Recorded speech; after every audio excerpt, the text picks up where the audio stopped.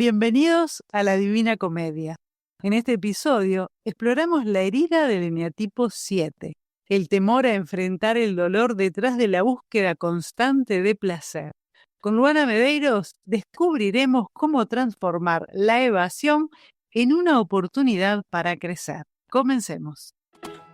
Te damos la bienvenida a la Comedia de la Vida, un espacio para compartir historias que nos conducen a nuestro mundo interior con la finalidad de encontrar los tesoros ocultos que nos habitan. A partir de este momento, contigo, Alejandro y Alejandra. Buenas, Ale, Luana, ¿cómo andan?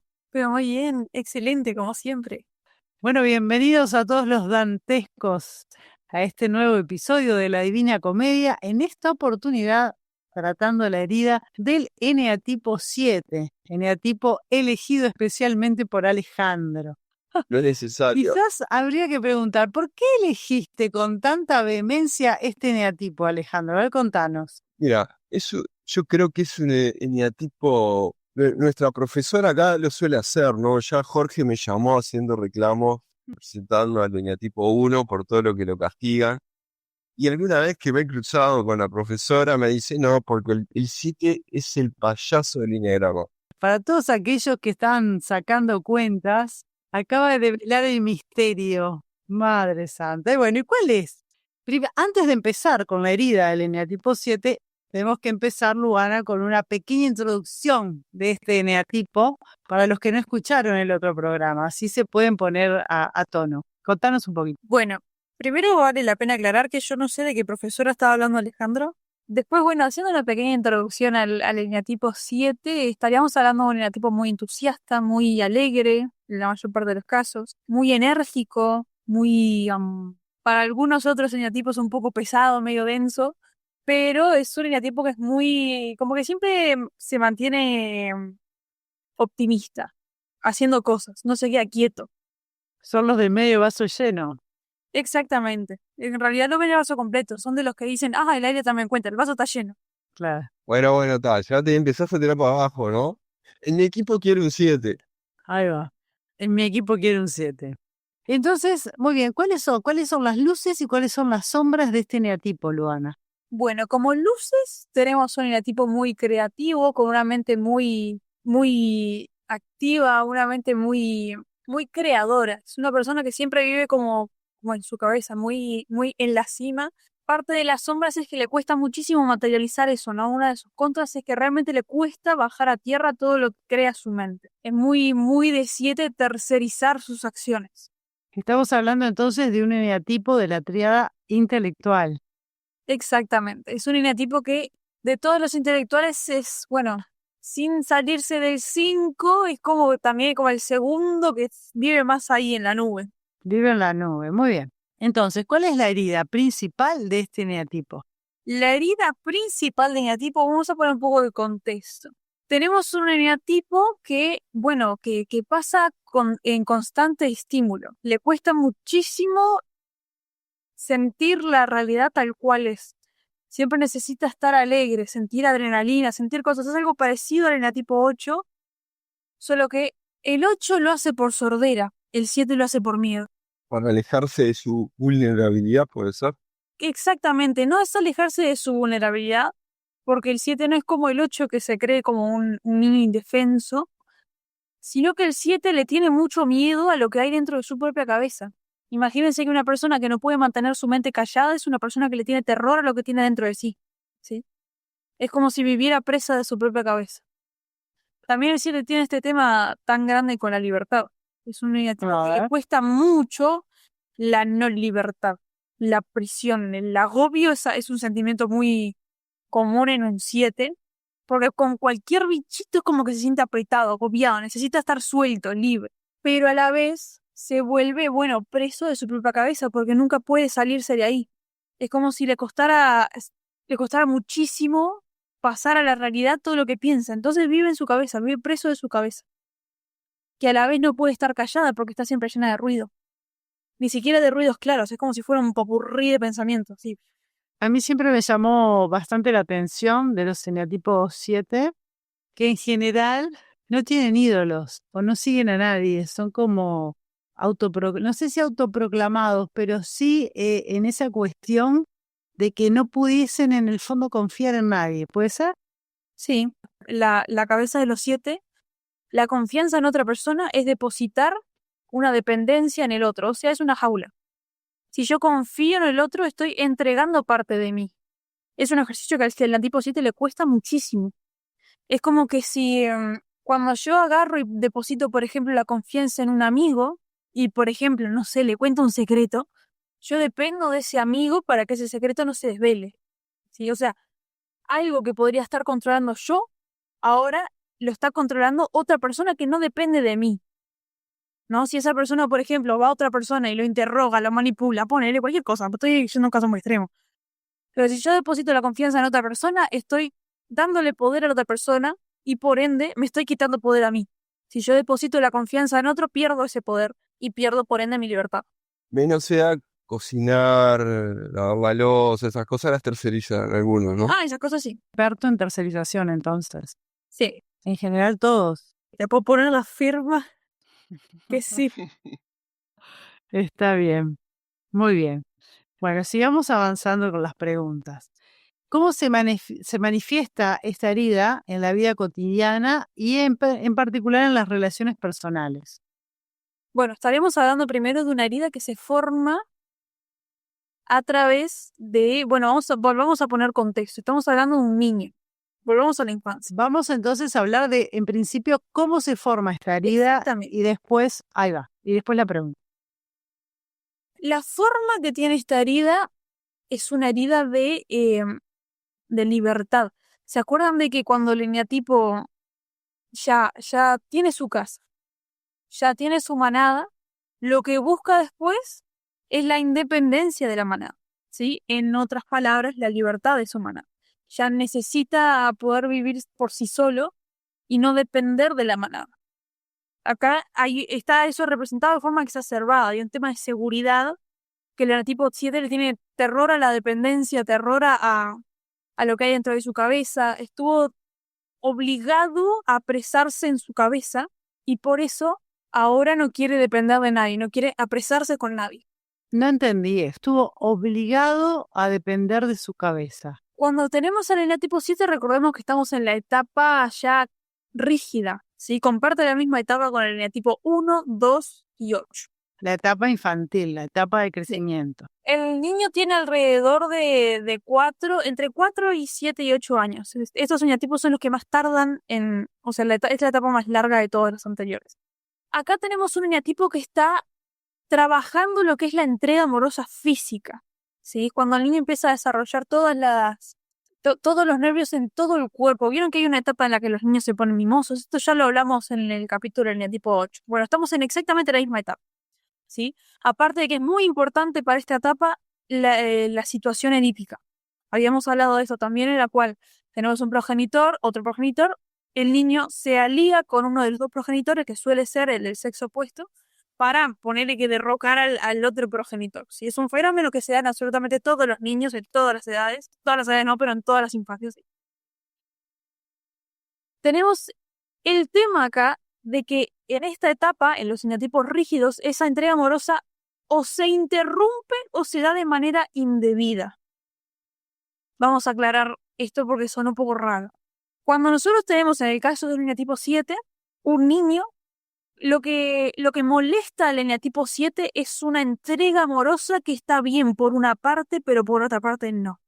Vamos a poner un ejemplo. Tenemos, por ejemplo, un niño eneatipo 7 que se identifica con su padre, por ende se va a chocar más con este padre, que lo vamos a llamar progenitor hostil, y vamos a tener a ese niño que congenia un poquito más con mamá, que va a ser el progenitor amoroso.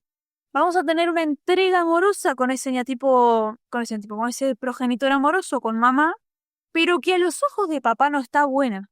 ¿Sí? Es una entrega amorosa que a los ojos de mamá está buena, a los ojos de papá no. Yo necesito esa entrega amorosa porque sin esa entrega amorosa con mamá, yo pierdo el poder en la manada. Pero después llega papá y, por ejemplo, no sé, vos le das amor a mamá y a mí no.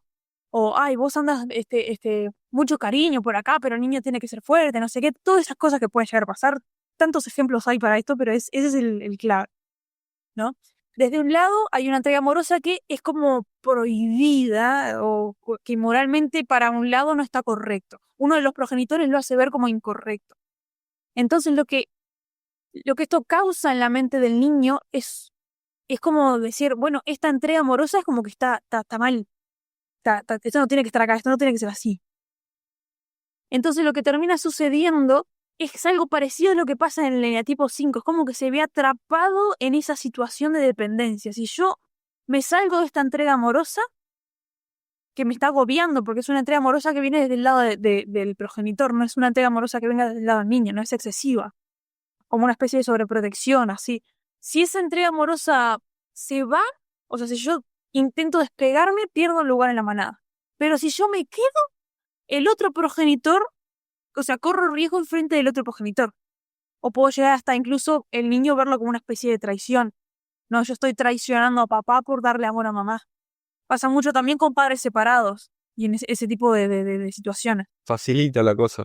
Es compleja. La herida que a mí en mi cabeza suena como más compleja es la del 7, de entender, porque tiene consecuencias muy, muy alejadas de lo intuitivo, ¿no? ¿Qué pasa con esta entrega amorosa? Bueno, el niño se siente agobiado. Imagínense que nunca les pasó que tienen, no sé, una tía que viene y los apachurra así y ustedes dicen, sálgase señora, no quiero, ¿no?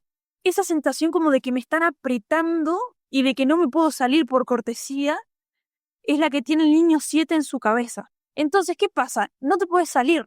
Pero esto es una situación que se repite, una, dos veces, tres veces, toda la infancia, ¿sí? Entonces, ¿qué mecanismo de defensa puede desarrollar el 7 ante esta situación de me están agobiando pero no me puedo ir? Claro, se fuga hacia su mente. Exactamente, la única escapatoria que tiene para salvarse es su mente. Es la única salida que tiene. Entonces, ¿qué hace? Bueno, se pone a fantasear, a imaginarse escenarios que no están ahí, a poner su mente en otras cosas, a salirse de la realidad, a distraerse de la realidad. La forma que tiene el 7 para combatir todo es distraerse de la realidad. Es experto en fantasear.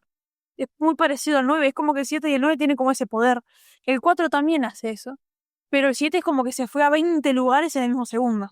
No, es como que realmente su cabeza necesita hacer ruido para sacarlo de donde está. Por eso a su vez es un consumidor constante de estímulos y lo otro que sucede con el 7 es que necesita a su vez salir del aburrimiento de manera permanente, estímulo a otro, pero por sobre todo el aburrimiento también, si está muy descentrado, puede percibirse como un dolor, como un sufrimiento, con lo cual va a salir corriendo de ahí. Es que justamente el aburrimiento implica silencio y el silencio al 7 lo aterra, porque implica volver a la realidad en la que estoy agobiado, no quiero estar acá. Esa es la forma del 7. Y bueno, esto en el día a día me ha tocado interactuar con muchos 7 que son... Hay en el tipo 7 en el que este agobio, por ejemplo, se ve de forma intelectual y no físico. Entonces, claro, no tienen problemas con que lo anden abrazando, acariciando y todo, pero sí que tienen problemas con que les estés hablando, con que los agobies verbalmente, por ejemplo. O que, por ejemplo, se cansan mucho con las relaciones sociales, con grupos muy grandes. Por ejemplo, pasa con los 7 transmisores, que no tienen problema estar en uno a uno, pero se agobian muchísimo cuando son demasiadas personas. Se cansan. Es más, cuando el 7 es muy gracioso de ver, pero cuando un 7 está medio cansado se empieza como a acelerar. Es como el efecto contrario. A menos que el 7 conservación es el que no tiene tanto ese efecto, pero los otros 7 son muy de acelerarse cuando están muy cansados. Son como los gurises chicos que se cansan y como que empiezan a acelerarse y a ponerse más como irritables, más explosivos. Bueno, en el caso del 7, entre más descentrado, cansado esté, más explosivo se vuelve, es como que más lucha por estar en sonido en su cabeza. ¿Y cómo se manifiesta entonces esta herida en la vida cotidiana y en las relaciones personales?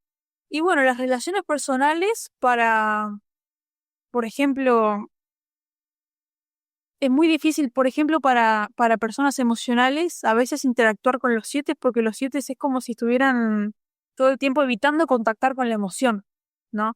He tenido amigos con pares 7, por ejemplo, que son emocionales y que siempre se están quejando de lo mismo, ¿no? Como que los padres, como que no se sienten escuchados por los padres, porque es como que siempre que los escuchan como con un manual escuchado también decir, o como si siempre que estuvieran planteando una solución, como que realmente les cuesta mucho conectar desde el lado emocional, por el tema de que si yo me involucro emocionalmente estoy contactando con el sufrimiento. Totalmente ante 7. Bueno, en las relaciones personales se puede ver que al 7 le cuesta mucho tener gente alrededor que esté medio bajón, cuando el 7 no está bajón. Cuando estoy bajón tampoco, porque en realidad si lo que evita es el sufrimiento, está todo el tiempo saltando a las garras del hedonismo. En definitiva, el eneatipo 7 como que no admitiría el bajón en... Por supuesto. El eneatipo 7 es de esas personas que lloran y se ríen a la vez. Es como que se lloran y se burlan de sí mismos por estar llorando. Realmente no se permiten estar bajón en ningún momento.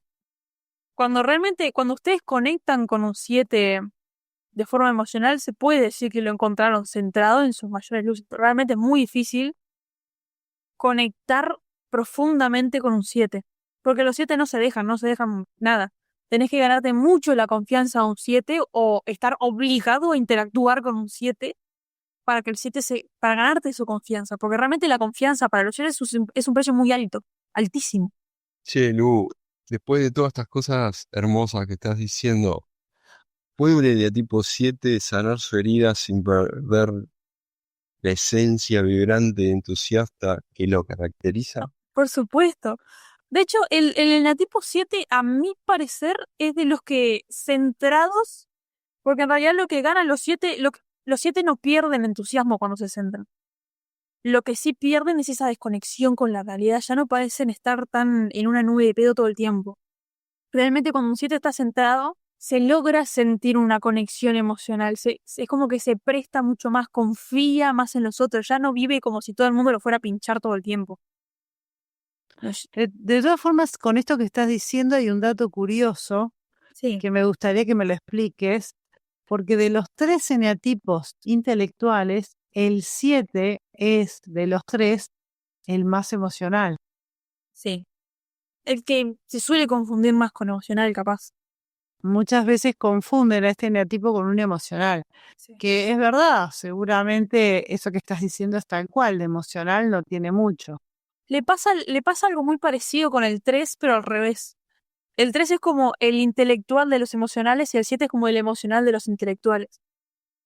Esto pasa porque cuando una persona se imagina a una persona emocional, alguien emocional, así como en la palabra vulgar emocional, se ve una persona muy alegre, muy sensible, muy linda, muy alegre. Sobre todo alegre. Una persona emocional es una persona alegre, sensible.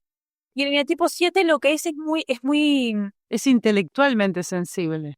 es como que es curioso, la gente suele asociar lo emocional con una mariposita, por ejemplo, y el 7 es re mariposa, es como muy, muy colorinche, muy colorido, muy que disfruta de las cosas, se lo ve de lejos, ¿no? Pero claro, cuando vos te acercás al 7 te das cuenta de que realmente no está disfrutando de las cosas. Las está consumiendo, es como... Exactamente, las está consumiendo, no es un disfrute genuino. El 7 cuando está centrado realmente las disfruta.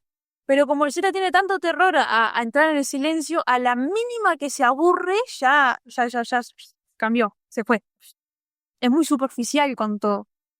Los emocionales suelen ser un poco más profundos a la hora de disfrutar cosas, por ejemplo. Pero se suele confundir por eso, porque el 7 es muy alegre, es muy alegre. Realmente es muy alegre. De hecho, imagínense un 4 centrado, bueno, se parece mucho a un 7 centrado. Un 4 centrado también es muy alegre, muy sensible, muy disfrutar de la vida, tranquilo. Bueno, el 7 centrado, relativamente centrado, también se puede parecer mucho a esa actitud de disfrute de la vida, de todo me encanta, de todo es lindo. Es razonable porque considerando que son 2 eneatipos antagonistas, se encuentran, ¿no? Es un poco eso, cada uno... Sí, se encuentran como en el punto medio ahí. Pero que sí que son muy de que necesitan estar juntos para nivelarse entre ellos. Hablando antes de las tríadas armoniosas, de las 3 tríadas armoniosas, la del 7, el 4 y el 1, a mi parecer, o lo que he visto yo, son las que más chocan entre sí. sea, las que más problemas tienen en comparación con las otras, ¿no? ¿Cómo se puede aprender entonces a aceptar y trabajar con las emociones negativas sin que se conviertan en una amenaza para este eneatipo? ¿Cuál sería la fórmula o por lo menos el tip o la guía para que estos eneatipos puedan funcionar de una manera diferente? Bueno, para el eneatipo 7 estaría muy bueno aprender a estar en silencio. Ni siquiera aprender, es experimentar el silencio, porque el 7 lo que tiene es miedo, pero no es un miedo realista. Es un miedo construido por una situación que probablemente nunca se vuelva a repetir. Porque una vez que el 7 es muy independiente, el 7 no es de esa gente que vuelva todo el tiempo a la casa del padre, por ejemplo.